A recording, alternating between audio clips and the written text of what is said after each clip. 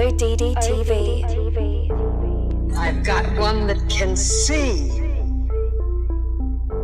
I'm Jimmy Fallon. I'm Jimmy Kimmel. And I'm Stephen Jimmy Colbert. We'll be your hosts for tonight's event, One World Together at Home. Together at Home was more than a virtual concert. It was a show of force. It was broadcast everywhere, on all TV stations and on all streaming platforms. That fact alone was a strong indication of the sheer power behind this event. We're currently on 3 major American networks at the same time: NBC, ABC, and CBS, as well as social networks like Twitter, Instagram, and Facebook. Furthermore, the list of celebrities and powerful people who appeared during that event was simply staggering, with headliners such as Lady Gaga, Billie Eilish, Taylor Swift, and Celine Dion. However, this event was not only about music. The music was there to attract people. Between the performances, there were specific messages coming from powerful places. Ladies and gentlemen, the woman who put this entire evening together, Lady Gaga. Let's not kid ourselves here. Lady Gaga was the face of the event, but she was not the engine behind it. Together at Home was a massive PR campaign from the World Health Organization and the entire elite system behind it. Lady Gaga was put at the forefront of this event because her face and her name sell more than the face and the name of Tedros Adhanom Ghebreyesus, the Director General of the World Health Organization. For the same reasons, countless celebrities were enlisted to say specific messages because celebrities are the best vehicle to transmit messages from the elite to the masses. The logo itself sums up the message of the event. The hands of those in power keep people inside their houses. At the top, the words "One World," basically a call for a global government.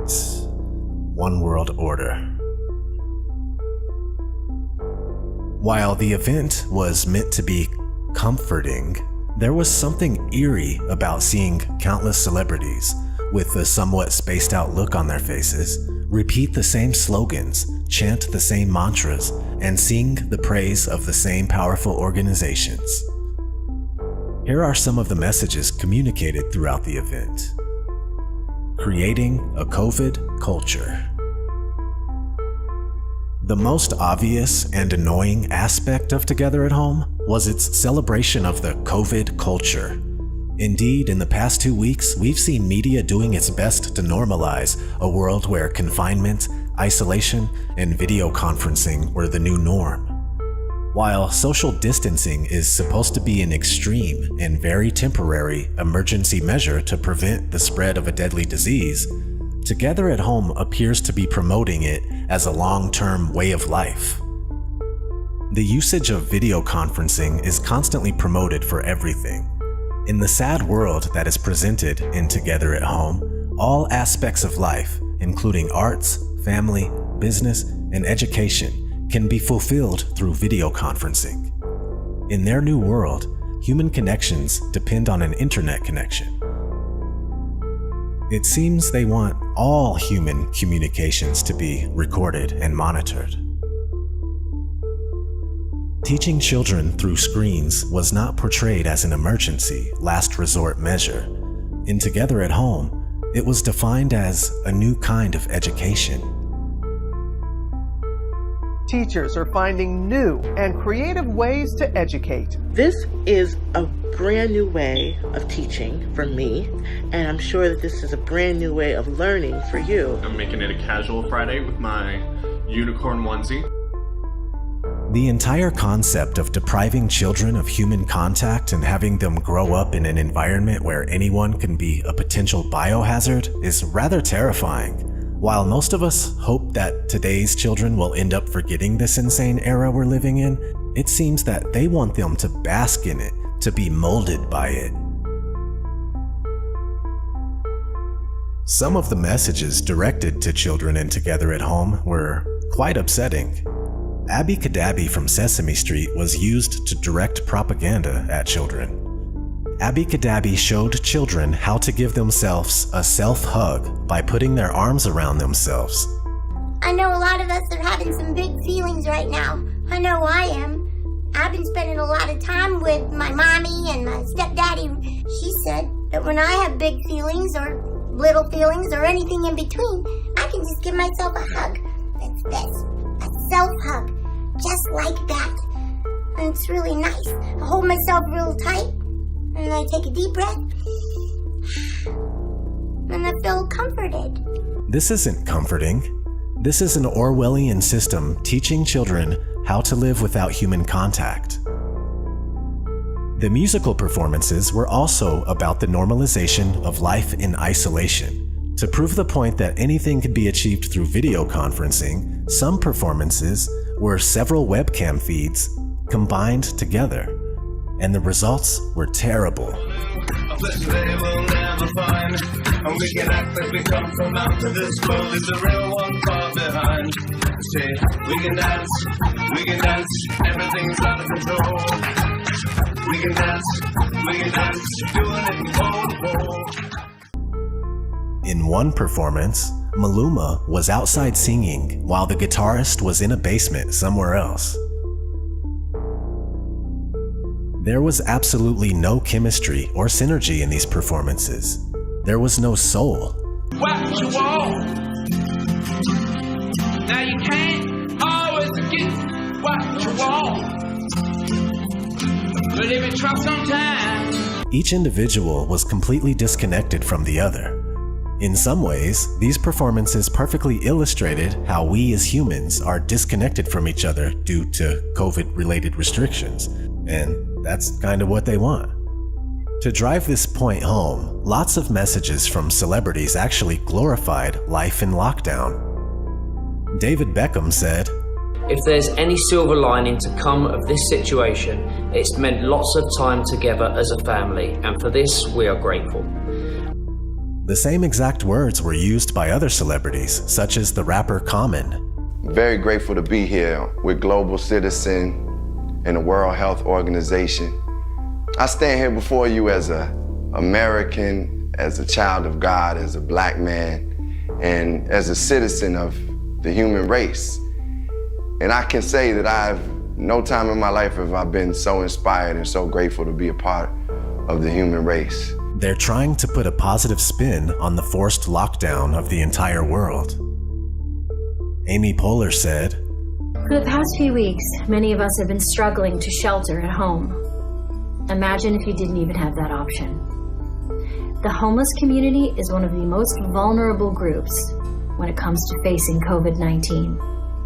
Interesting fact, the words lockdown and confinement were never used during the broadcast. Instead, the expression sheltered at home was used. Why? Because confined implies coercion from an outside force, while sheltered conveys warmth and protection. That's how far they're willing to go to manipulate minds and perceptions. Also, one must love the fact that millionaires and billionaires are telling hardworking citizens that at least they're not homeless. So why are these celebrities promoting a confined-at-home way of life?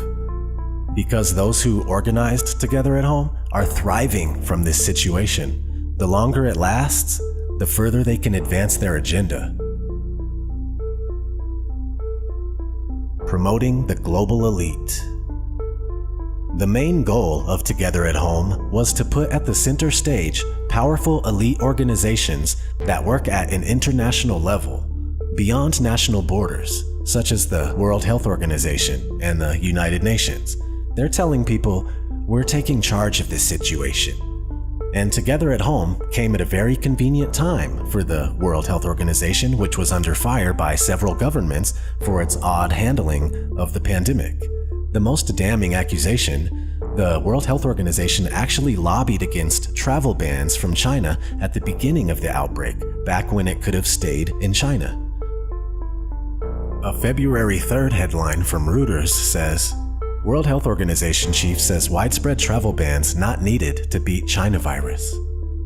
A recent headline from Sky News about China actually using the World Health Organization to open Australia's borders says, China used the World Health Organization in a bid to open Australia's borders. So, after actually facilitating the spread of the virus outside of China, the WHO is now using Together at Home to push its policies.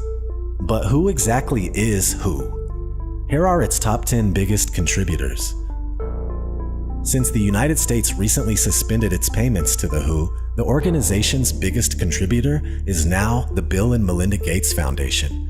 Another major contributor to the WHO is the Gavi Alliance, formerly the Global Alliance for Vaccines and Immunization. Both of these organizations are also a part of ID 2020, an organization that is advocating for the use of vaccines to implement a global digital ID system using tattoos or microchips. Of course, Bill Gates had to be in Together at Home. To present him, host Stephen Colbert said, "Right now, one of the most difficult things about our current ordeal is that we don't know how long it will last. At times like this, I'd turn to one of the smartest guys I know. So tell us, Bill, Melinda, how much longer will we be dealing with all this?" And then Bill Gates responds, "The eventual end comes when we get a vaccine that protects all of us, not just in the US and the entire world. There's a lot of vaccine candidates that we're backing, and I'm optimistic by late next year, one of those will come out. And we need to make sure that gets out to everyone in the world." In other words, no freedom without a vaccine. This theme is repeated by several people throughout the broadcast. David D. Ho used his credibility as an MD to push the same message. "I have no doubt that science will come through, but our work will take time. Please buy us that time. The world must act as one now. Let's stay at home together, flatten the curve together, and give scientists the time needed to develop solutions to end this pandemic." In other words, no freedom without a vaccine. Actor Henry Golding was used to praise Gavi. He says, The organization is also working to make sure that once a vaccine is ready, it will be available to anyone who needs it. Thank you to all the scientists and researchers working to keep all generations safe from COVID-19. Throughout the event, the messages were so repetitive and carefully worded that we were basically swimming in neuro-linguistic programming. While most messages began by thanking healthcare workers because they needed something that everyone could agree on, the messages quickly moved to the subtle promotion of a global government through the use of specific phrases. The Director General of the World Health Organization had a word to say. "Today, we come together as one to express our common humanity. COVID-19 has taken so much from us, but it has also given us unique opportunity to put aside our differences, to break down barriers.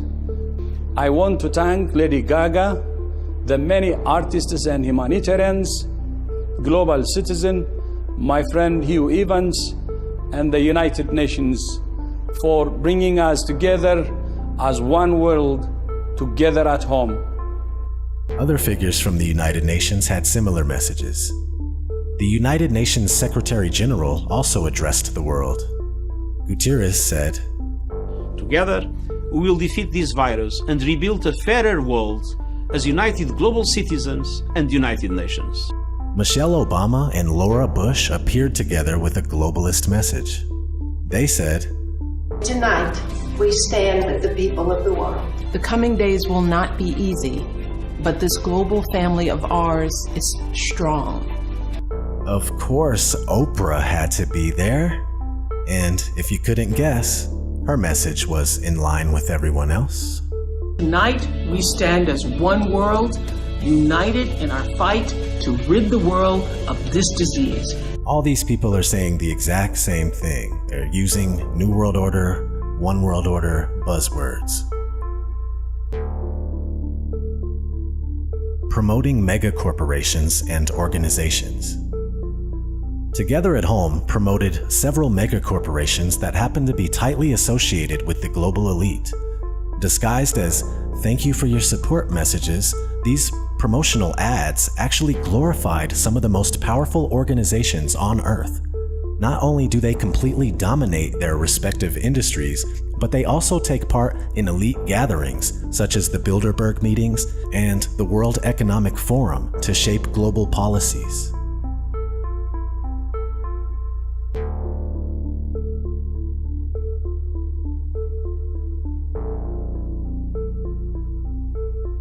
There was an ad for the Rockefeller Foundation. Founded by John D. Rockefeller Sr., the Rockefeller Foundation shaped the world as we know it. For over a century, the foundation funded a number of powerful organizations, such as the Council on Foreign Relations, and it helped propel entire fields of study, such as social sciences, psychiatry, communications, and eugenics. An entire book could be written explaining the profound impact of the Rockefeller Foundation on society today. However, one single quote from David Rockefeller's book, Memoirs, goes right to the core of it all. In the book, he writes, "For more than a century, ideological extremists at either end of the political spectrum have seized upon well-publicized events, such as my encounter with Castro, to attack the Rockefeller family for the inordinate influence they claim we wield over the American political and economic institutions.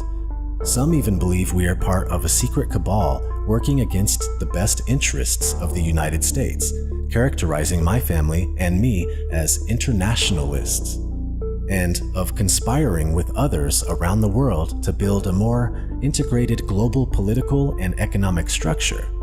One world, if you will. If that's the charge, I stand guilty, and I am proud of it." On several occasions, the hosts were used to praise various organizations. It was a sad sight to see. In one skit, Jimmy Kimmel thanked Apple for its generous donation to the World Health Organization. He also thanked Apple for babysitting his children for the past month. I want to take a moment now to thank Apple, because Apple, the company, not the fruit, donated a very generous amount to the World Health Organization. And I would also like to personally thank Apple for babysitting my children over the last month. For real. Thanks, Apple. While this was meant as a joke, they really want to raise our children through their screens. Later, Jimmy Fallon thanked Bloomberg Philanthropies and Mike Bloomberg, the elite billionaire who owns a media conglomerate. Tonight, we thank Bloomberg Philanthropies and, of course, Mike Bloomberg for all their relief work, from helping countries in Africa prepare their healthcare systems to providing meals to public workers in hospitals. In short, this entire thing was a shameless infomercial for the global elite, even though there is no globe. Just saying, just saying. In conclusion, Together at Home brought in audiences using Billie Eilish, Taylor Swift, and Lady Gaga. But it was much more than a concert. It was the global elite rearing its ugly head and using its celebrity puppets to sing its praise. It was also about celebrities telling the masses to embrace their lives confined at home. Sorry, I meant sheltered at home, and to accept a new normal. This event was tailored for the World Health Organization in order for them to take center stage during this crisis. I did air quotes because you can't see me, but air quotes. Crisis. So they can allow their contributors, such as Bill and Melinda Gates Foundation, to gain positions of authority. They are directing humanity towards the one world order, quick, fast, and in a hurry. The little bit of privacy and rights we still have left are quickly being undermined in order for the elite's ultimate dream to become a reality. The one world system that we are now entering will be the end of any and all freedoms that we once held near and dear to our hearts.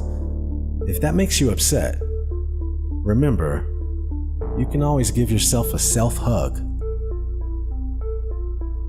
This has been ODD TV. Thanks for watching. Kill the programming and never sleep again. Take care.